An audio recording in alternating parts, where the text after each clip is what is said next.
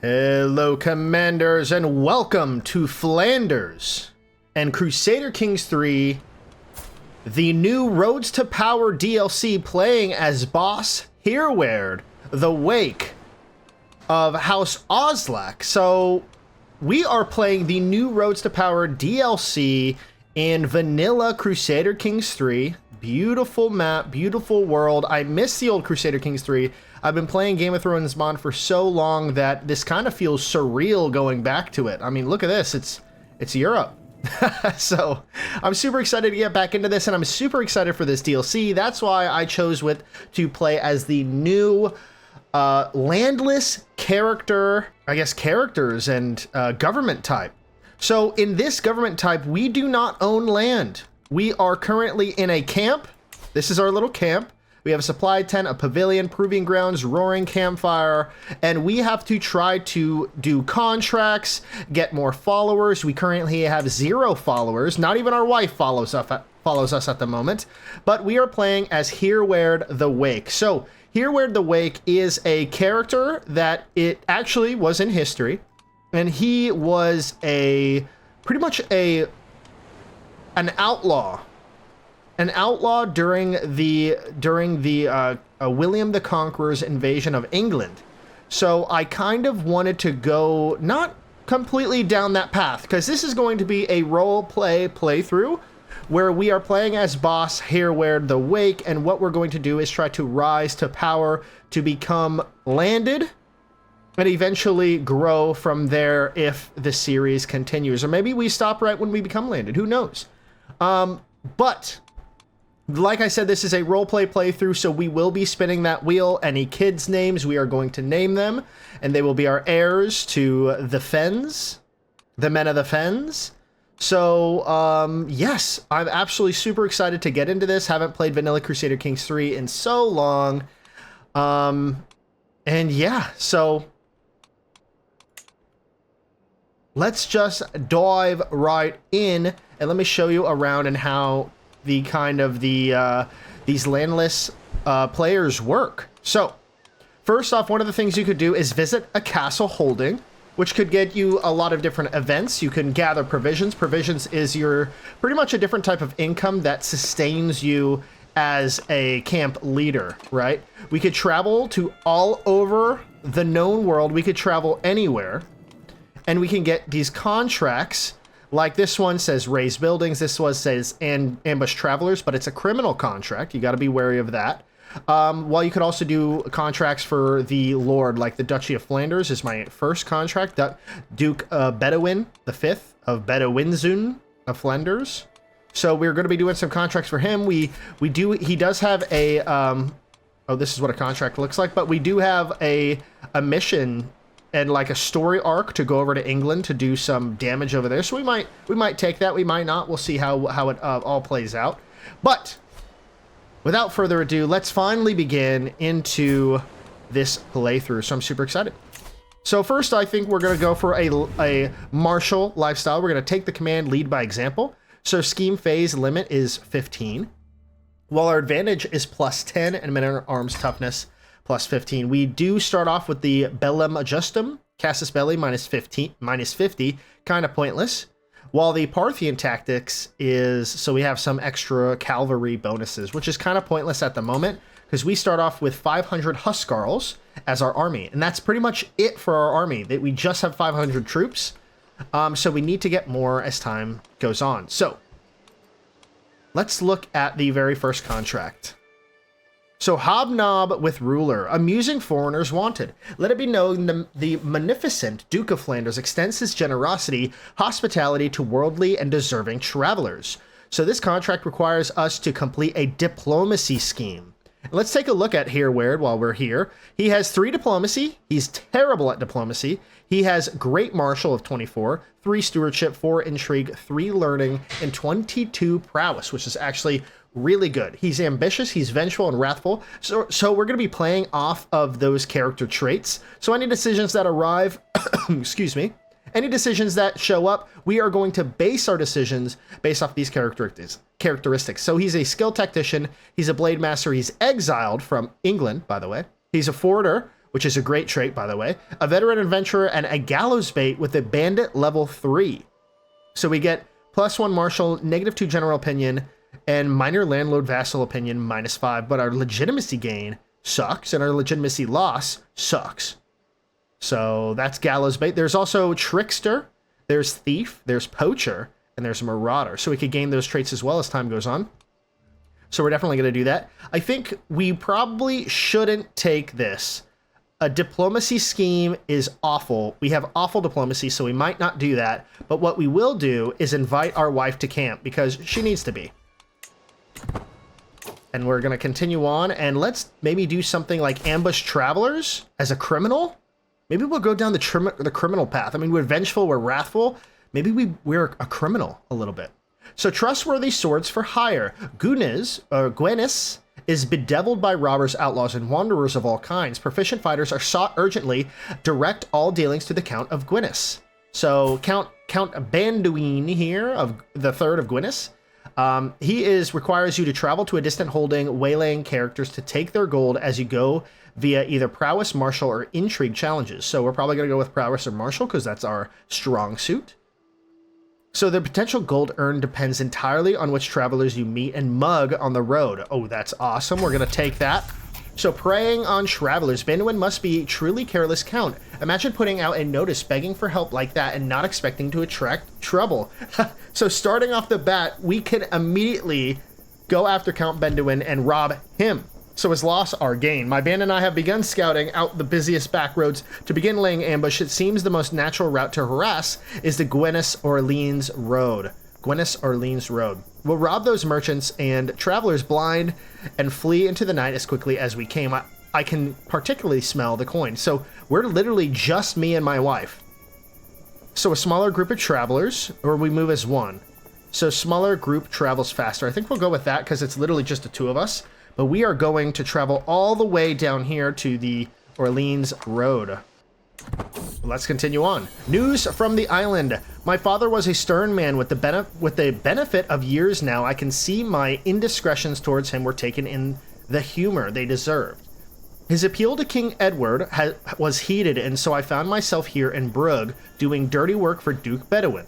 But it has been long years that England finds itself in flux. King Edward is dead. King Harold has seized the throne, and his enemies, Duke William and King Haraldr, plot his downfall. I merely hope whatever turmoil the coming days bring stay clear out of my family and our lands. So it looks like the King Edward is dead, King Harold takes the throne, and King Harold, or Haraldr, as well as Duke William, the Conqueror, mind you, is now vying for the throne. So I must keep an eye on the situation. We could lose some stress because we have the ambitious trait, but we also gain a nice aware of foreign affairs. So +1 diplomacy, provisions capacity, and travel speed. So that's actually pretty good. So we'll go with that. But we're on our way to travel down to the barony of Bilal first. I'm gonna butcher these names, by the way. And our wife arrived at camp, so thank you, wife, for arriving at camp. Preying on travelers, Felipe. Several hours before sunset, we happen across a gang of travelers. At their front is Felipe. Who's Felipe? Is he the King Felipe? No. At least according to my scouts, leading the rest along their winding way. Though their leading man wears finer clothes than most of the rest of his throng, it's clear that ultimately he's a virtual nobody. Whatever coin he has on him is likely all the money he has in the world. The men of the fens only await my signal to attack. Charge these fools and we can gain 50 gold, but we could be rightfully imprisoned. We could surround them, let's see what they'll pay. So 80%, we still get that 50.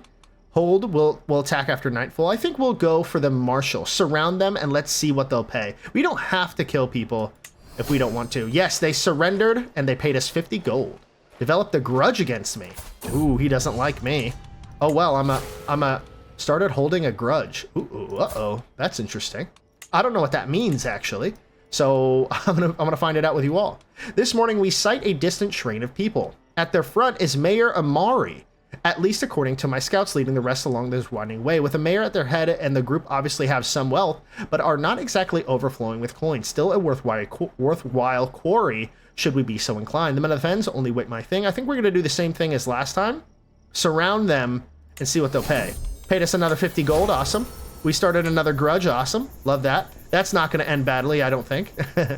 So, destiny.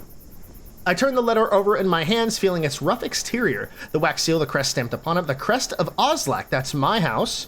I slice the seal open and begin reading. The news is grim indeed. My brother Ordgar lives, and indeed it is his hand that wrote this missive. But the rumors coming from Normandy proved to be true. Harold and Godwin have been forcefully deposed, now either dead or in hiding. Duke William the Conqueror, the bastard pretender to the English throne, is now King William of England. He has already begun to hand out parcels of land to his followers, wresting them from the grasp of the defeated Anglo-Saxons. My brother pleads for help.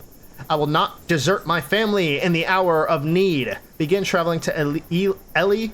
You lose 15 stress because we're ambitious. Invalidate the ambusher contract. So we will invalidate that contract, but now we are heading to England to see what happens with that. That's very interesting.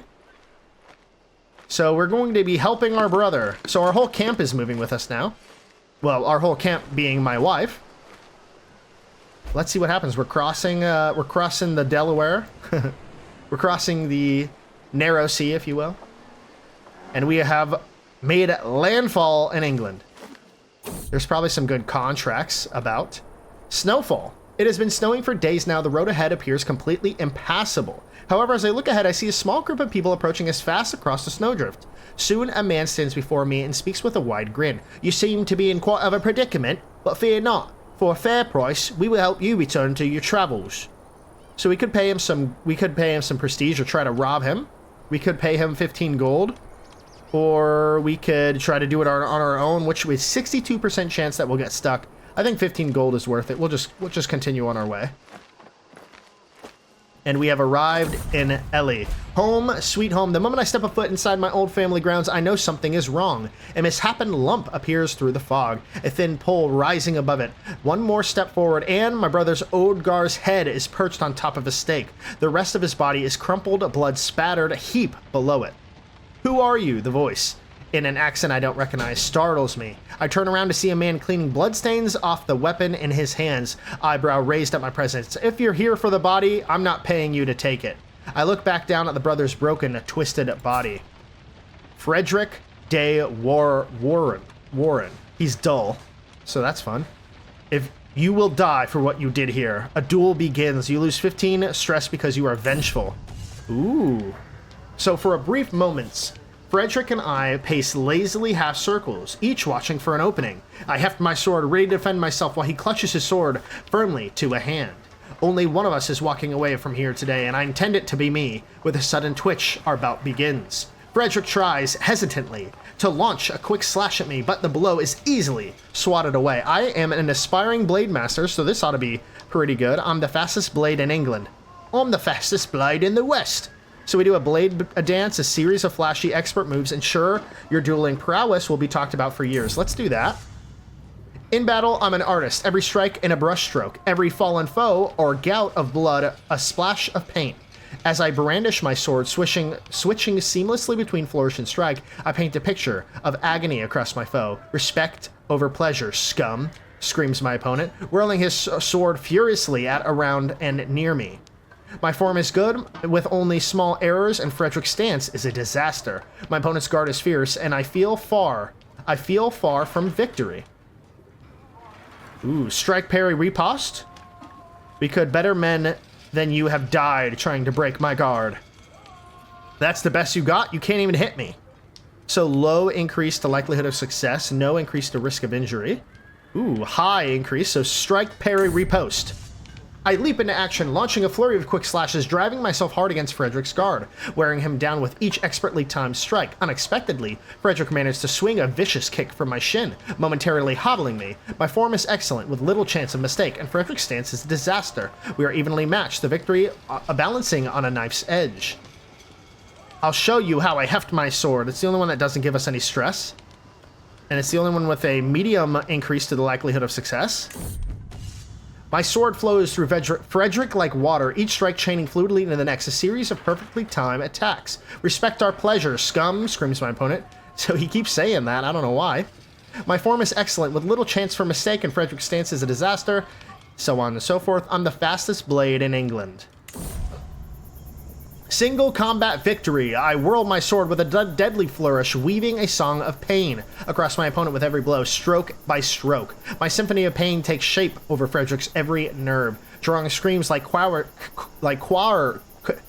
whoa, I can't say that word, choir songs, punctuated with the ring of steel and steel. When my inspiration begins to run dry, I cut my dance short, allowing my foe to collapse to his knees. Blood pours off of him. So much so that Frederick can barely muster the energy to look up at me. I do him the courtesy of returning his gaze, then ready my sword for the symphony's final note. Goodbye, Frederick. I kill my brother. Gained a nemesis. William de Warenne. You killed William de Warrenne's brother, leading to a lifelong blood enmity. Enmity. A dish best served. I stepped dismissively over Frederick's twitching carcass, returning to Odgar's body. In time, there will be a grave dug, a service held, a ceremony to remember his cruelly short life. For now, the evening turns to night, and I sit and reminisce. He was a peaceful man. It wasn't fair that someone who only wanted to live their life unharmed would have suffered such a fate, unbidden. A realization springs to mind. Normans. He would be alive if not for then. There will be 1,000 brothers, 1,000 sisters, 1,000 fathers and mothers and sons and daughters all across the land, all dying tonight, all due to those damned Normans. I will avenge you, brother. This I promise. You gain 15 trait in the exiled trait.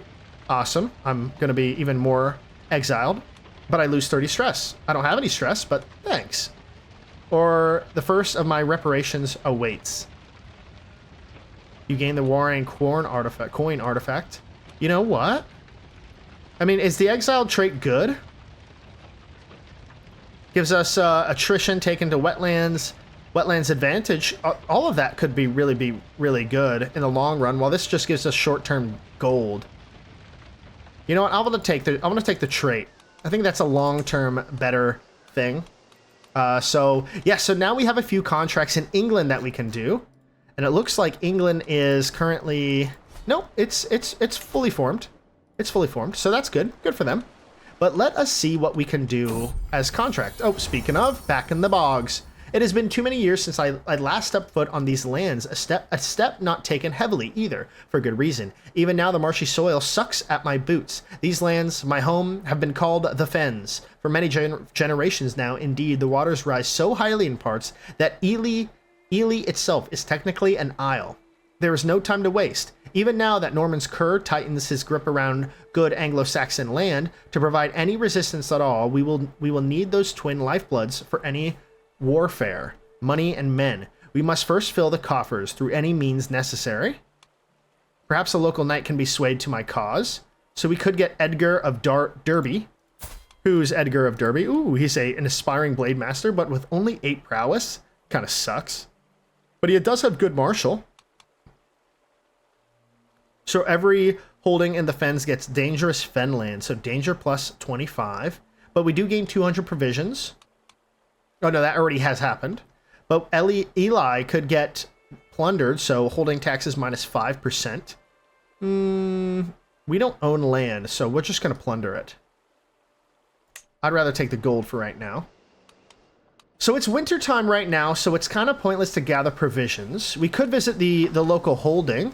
And who is the local holding? That is the Duchy of East Anglia, or it could be Duke of East Anglia. Yeah, Duke Hugh. Oh, another. As we trudge down the road, a building hoves into view. The battered sign outside reads, "The 3 Tons Inn." No luck here tonight. We barely got enough room for our current lodgers, let alone anyone new. Inside, the innkeeper shakes her head dismissively. And especially not you ragtag types. Ragtag? I'm afraid I absolutely require lodging, so 64% chance we lose 5 gold. And we gain 23 dread. Yeah, we'll do that. Things get out of hand. Oh, I killed her. Ooh. You get a secret murder. You gain 31 trade experience. And gallows bait. Whoops. My wife, Mistress Turfida, is with child. I should be overjoyed. However, she's been acting strange, and I cannot shake the feeling that something is wrong. If any of you watch my my one series, my Belarus series, the most recent episodes, this happens way too much. I think I'm just gonna go up to her, confront her directly on this one. Of course the child is yours, Terfida lass. Terfida. Why would you ever think otherwise? I only need to hear her say it. Aw, very sweet. She could be lying. So awesome. We could create a cadet branch. Oh, and I'm not sure if I mentioned this in the beginning, but please leave any boy name suggestions or girl name suggestions for any children that these two have, because we will spin the wheel that I'm showing up on the screen right now, and we will roll that to see who they will be named. Also, one of the other things, it says we can create a cadet branch immediately. I would love to do this. So why don't you leave some... Can we create that now? Oh, that's what it would be. Never mind. Can we edit this? So we can edit this name. So why don't you all name what this cadet branch could be? The impressive boss Hereweard of Men Affairs. I hear good work for doing in the fens. I will join me in Leicester. We have much to discuss.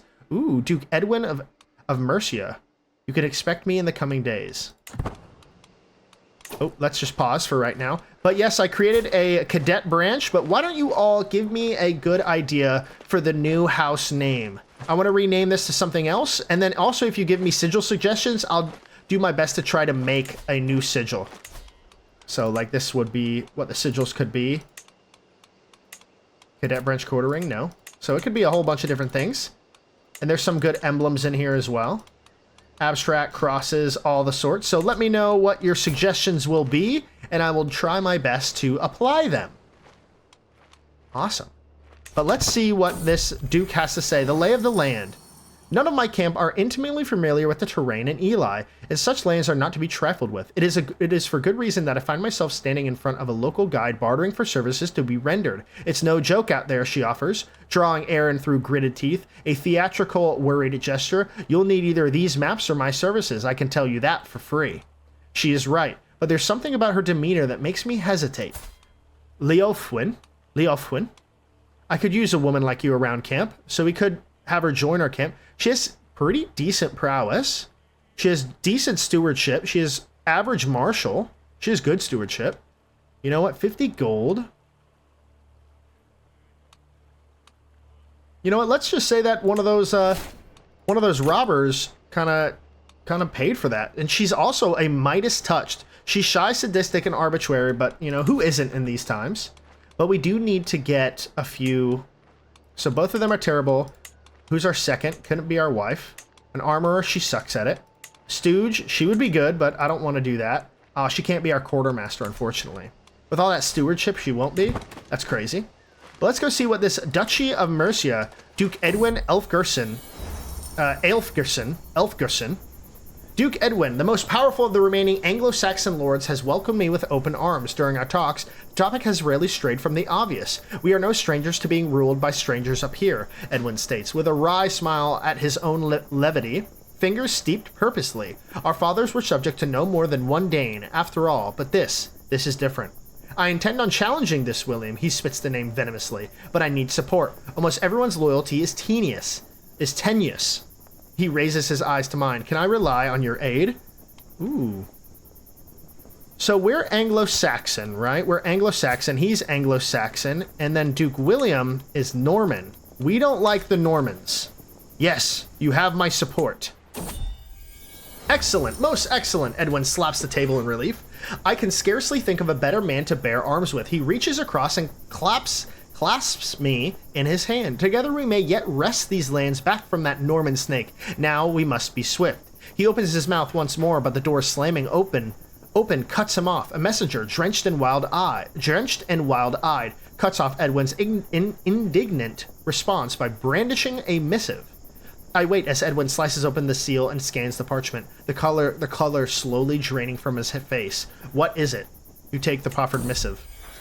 Ooh. Whoa, look at this. Harrowing of the North. The installation of new foreign king and the Norman bastard, that no less, has proven enough to snap the frayed rope that holds England together. Local uprisings sponsored and stoked by the defeated resentful Anglo-Saxon Aethelings spread across the country like wildfire. King William, having secured his power base in the south, now looks to the north to pacify those brave and foolish enough to oppose him. Wherever his gaze falls, death and destruction will follow, and a desperate fight for the land has developed. William will have to walk a fine line between glove and gauntlet. Too light a touch can lose him his kingdom, but too brutal and retribution will leave not much of a kingdom left to rule. For the Eightlings, only death or glory awaits. England hangs in the balance. So every Anglo-Saxon vassal of King William, every county control level will change by plus 25, gains Harried, negative 25 development, and gains Ruthless Conqueror. Ooh, okay. England hangs in the balance. Are we at war? Ooh, I became the new dynasty head of House Oslak. Awesome. I didn't know there was others. Is there others? Oh yeah, I guess there's a couple. There's a couple. There's about 4. So awesome. I guess we're heading back to camp now. But what should we do first? We should fight corruption. So over here is England. Fight corruption. This is not a criminal contract. Abduct foe. Mug wealthy citizenry.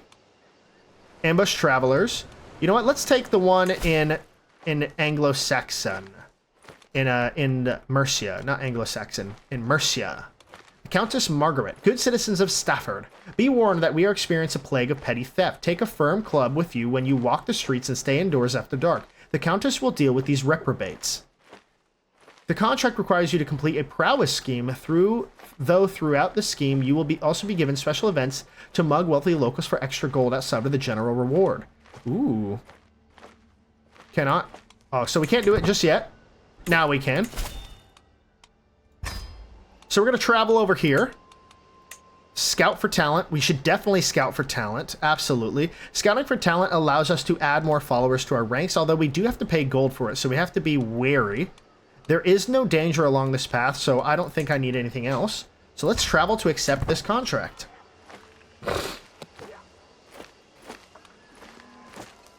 Awesome.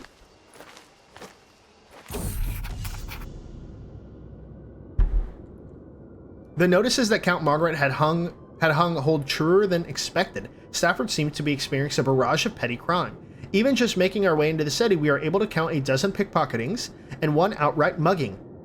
Far too much work for the beleaguered householders of the Countess to deal with. An absolutely perfect environment for enterprising freebooters like ourselves to make a little coin. Ooh, so what shall we do here? We should do Thug, Outcast, Footpad, Gobbler, Lookout. Thug, Outcast. Remember, we're here to earn. Sooner we're done, sooner we're back on the road. Let's get on with our task. So sooner we're done here, sooner we're back on the road. I say let's do that. We don't really have characters to really help out, but some of these are good. She's really good at that. So she's definitely going to be there. And you are, 13 of a Gabbler. You're good at that. You know what? Actually, before we do that, let's look at 14. 14. Yeah, she's 14 everywhere. Okay, whatever. We'll keep her there. So this is how this works. I played this a little bit before. So you add these to the list, and it could grow your success chance up based off of their skills and how many people that you put in there.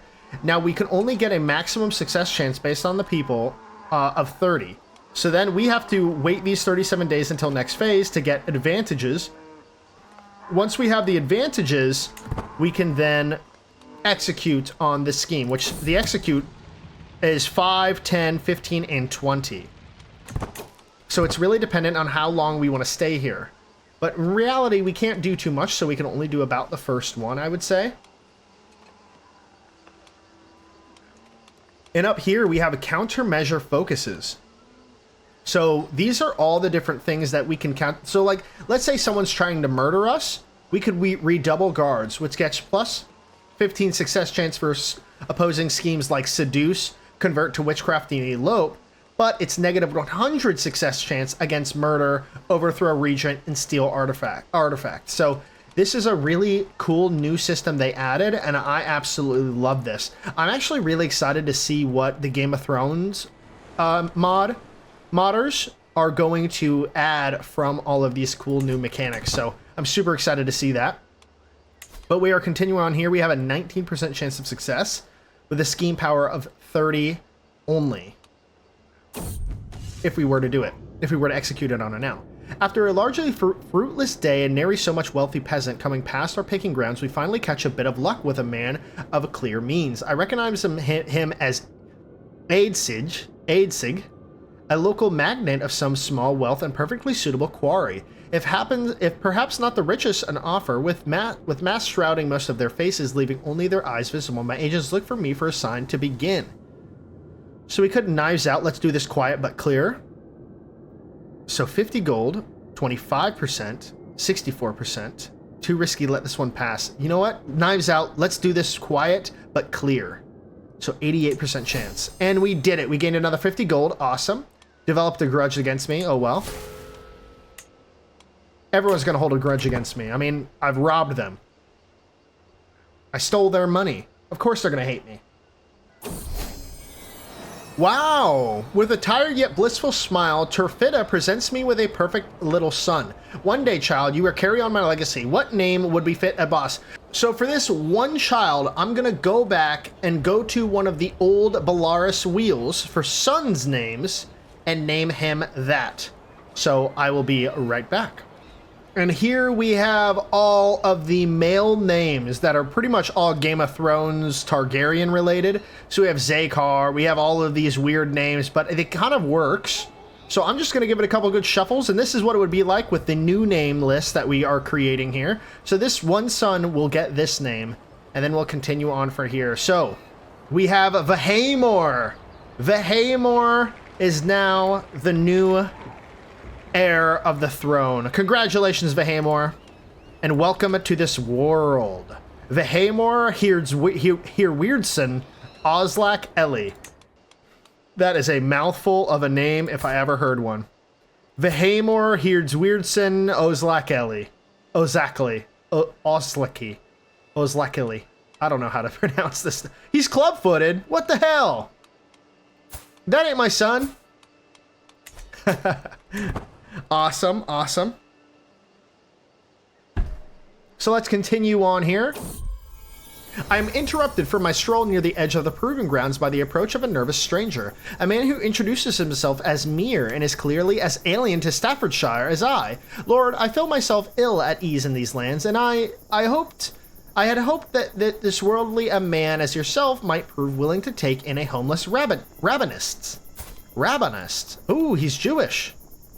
Momentarily, he pauses, steeling himself for a clearly expected rejection. I understand if you already had too many people to care for, but if you'll have me, I'll serve you loyally all of your days. So he is vengeful, he's just, he's calm, he's charismatic negotiator, and he's a scholar. You know what? Ooh. Help him find a home elsewhere. Begone, vagabond. You know, I'm gonna accept him. Meyer joins our court. And he becomes our friend. So we made a friend. He's our friend. He doesn't like us. Okay. If he's our friend, why doesn't he like us? Don't make no sense. But now we can add a new character to this and hopefully grow the success chance. So we'll put Mir as a footpad. And while we're at it, why don't we check our, not our camp followers, but our court positions to see if we could get somebody. They all suck at that. Armorer? No. Heavy infantry captain? No. Quartermaster and bodyguard? No. Well, he would be a good bodyguard. Yeah, let's make him a bodyguard. Everyone has to serve a camp in some way. Schemes with agents. No, I already know all about that. So now, because that we added him, we'll see what this looks like. Our realm became wanderers. Ooh. Become swords for hire. Become scholars, become explorers. We are freebooters. Oh. And our camp level is 2. So we could upgrade this for 350. We gain 250 provisions capacity. So those all could be something good to look at in the future. But for now, we just got to gain gold and gain people. And we got to win this. So I wonder if this boosts us at all. So we have 5 total advantages, so we could go ahead with the action, but we only have a 30% chance of success. Let's just wait 1 second. Oh, it's not growing up. It didn't go up any at all. So looks like we can only do this. Seize the moment. 30% chance of success. Back alley robbery success. Awesome. So thanks Countess Margaret's utter inability to enforce her order in the streets of her own capital, the men of the Fens are able to shake down more than the collective citizenry of Stafford for everything they've got. Not an honorable way to earn a living, perhaps, but profitable, extremely. Still, the first lesson any aspiring criminal learns is when to quit. With our coin made, it's high time we left before the Countess gets wind and comes looking for us. We've a long path ahead of us. So 127 gold, awesome. And the Countess doesn't like us, so that's good. And now we are heading back to our camp over here in Cambridgeshire. Is that Cambridgeshire? It is Cambridgeshire. So won't be missed. As we continue through Rutland, my eye catches an elaborately decorated tomb amidst a network of common graves. The tomb appears to be cracked open, and just within its mouth, I see a glimmer of some unknown treasure. None but my party appear to be around, and surely whoever once owned the contents of this tomb would not cast judgment on me for taking what would otherwise be unused. So a 9% chance that we gain 50, or we get Duke Edwin Alfredson of Mercia. So it looks like we can't, we'll just take the stress because I don't want to lose the opinion of the only nice guy in the area that we are trying to help. So we could adopt foe. We could find some contracts. I think we'll skip that lesson. I think we know how. But it's still wintertime. It's January 22nd, and I believe this is where I'll end this episode for today. If you like this episode and you want to see more of Sir Boss Hereweard the Wake, then drop a like and a comment. It means so much to my channel that you engage with it, you leave comments, you tell me how you think. We are going to be continuing the Belarus campaign. I will revert the save back so we're able to play it. Don't worry about that. But if you enjoy this campaign, I'm looking to start this on Wednesdays and Sundays, while Belarus campaigns go ahead on Fridays and Mondays. So let me know if you all like this. I will continue on. If not, I could always start a new one or go back to another Game of Thrones playthrough. So yeah, just let me know what you all think, and I will see you all in the next one.